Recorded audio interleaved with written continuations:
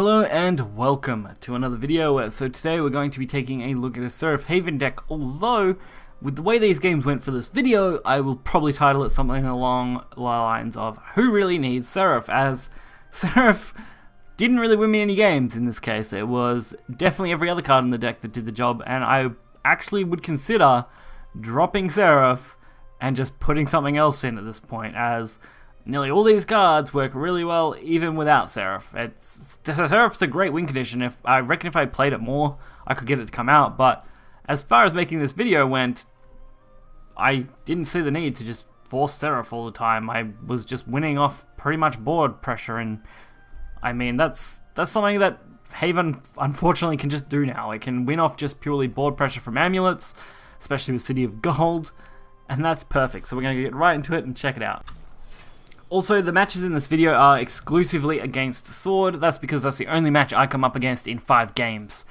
It was a little frustrating. Trust me, I got to 5 games. I was like half an hour to an hour, somewhere in between half an hour to an hour into getting games for this video, and I was like, well, I'm not playing another hour of this, of just this deck, to make a video to try and get a different deck. So the couple of games we're going to show off are against Sword, but really, the playstyle for this deck doesn't change too much, other than keeping Forbidden Ritual, which you do against Forest and stuff. If you watch my last Unlimited Haven deck video, very similar early game strategy. Low cost amulets, flood the board, that's pretty much it. The only real difference is its top end and its win condition, basically, which is Seraph in this case. So this is looking to be a Spartacus sword. Black Inscription does a nice job of course, weakening that out to start with. And we have a nice amulet set up for next turn, since we're going to remove Magical Marksman very quickly, without even any issues.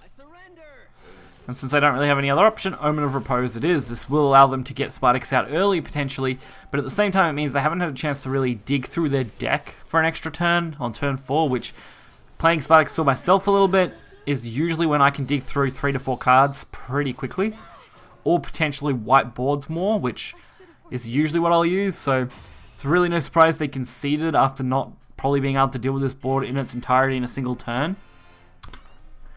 So early pressure is definitely key to beating out Sword in these matchups in particular. Although again, this deck does just naturally do well against decks like Sword, Forest, probably even, you know, Dragon decks in that sense. Although, like I said, I didn't really get to face any of those at all with this deck. It was pretty much exclusively Sword.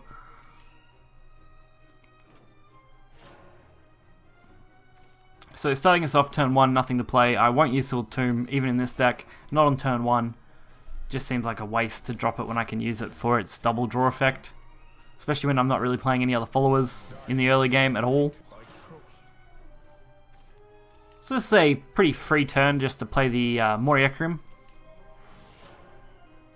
And we're actually looking at a very good Beast Call into Sealed Tomb play, so why not?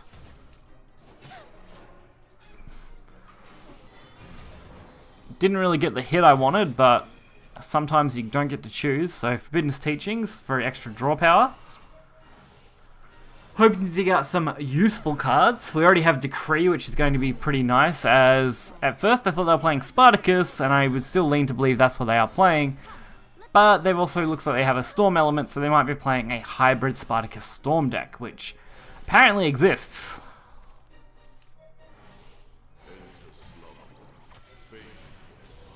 Omen of Repose, definitely a good play when you've got a hand like this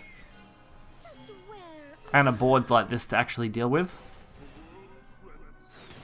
So we don't have the turn 7 Holy Lord, but I mean, this is still a really nice hand. Unsheathed Blade, that's definitely a scary card to see come down with Dancing Blade. The actual Spartacus deck I plan on doing a video, which I think is next video, is actually running this exact combination of cards as far as that Blade goes into Dancing, because it's such a good combination.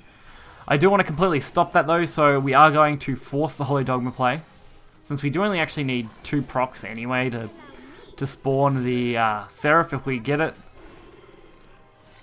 So I'm not too worried about that. Plus, this just straight up threatens lethal at this point. If they clear 1 follower, we get our Holy Lord active and we'll use it.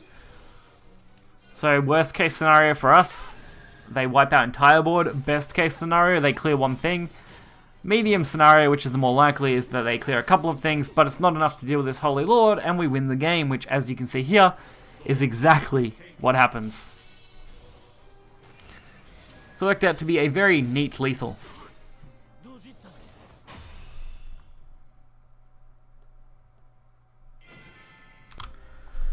So as I had mentioned at the start of the video, and as you guys had seen, this Statute Seraph deck just doesn't need Seraph to win games a lot of the time, in particular against Sword.